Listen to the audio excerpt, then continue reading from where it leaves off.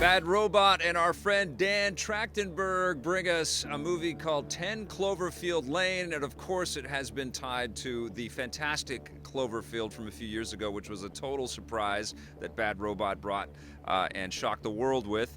This movie as well, they dropped the trailer, it just feels like a few weeks ago, and here it is, the movie is in theaters. And I'll tell you something, Dan Trachtenberg absolutely proves himself as a feature film director. This guy is, of course, one of the totally rad show fellows. There were three of them, with Jeff Cannata, who used to be on Reviews on the Run, and Alex as well. All good dudes, but Dan in particular, I'm so impressed with that he went off and started his directing career, and this is his first feature, and it is so assured, so strong, but most importantly, it's just a ridiculously enjoyable, kicking off the kind of spring movie season type of event. I was, terrified and horrified by what happens to Mary Elizabeth Winstead. She gets dropped into sort of this dungeon, and she is trapped by John Goodman, who plays the perfect villain in this movie. He is such a terrific psycho. He's a little too good at playing psychos, if you know what I'm saying.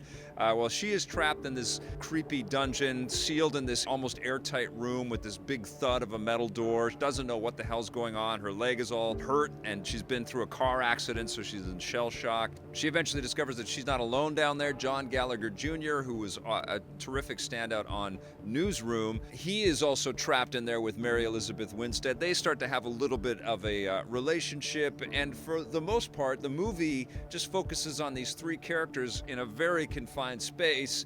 We basically have the camera kind of going around the entire living quarters, and it does feel unbelievably claustrophobic, especially when Mary Elizabeth Winstead has to kind of creep and crawl through air ducts and stuff. I started to get the heebie-jeebies during that moment.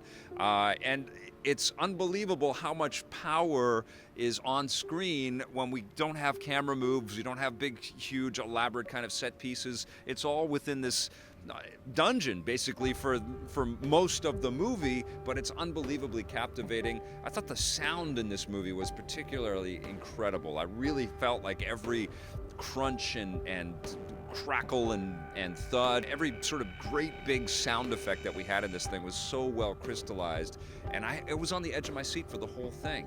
There are some absolutely terrifying moments in this movie. You don't actually know if John Goodman is as bad of a fellow as he appears to be in this thing. I mean, there are moments of him being kind of a savior and kind of a guy that it has some virtue, and that maybe we should start to believe, because he does tell some pretty harrowing things about what's going on up above and why Mary Elizabeth Winstead and John Gallagher Jr. should not leave the dungeon for any reason whatsoever. And you kind of get roped in a little bit, and you're kind of through the whole movie going, is he telling the truth? Is he not telling the truth?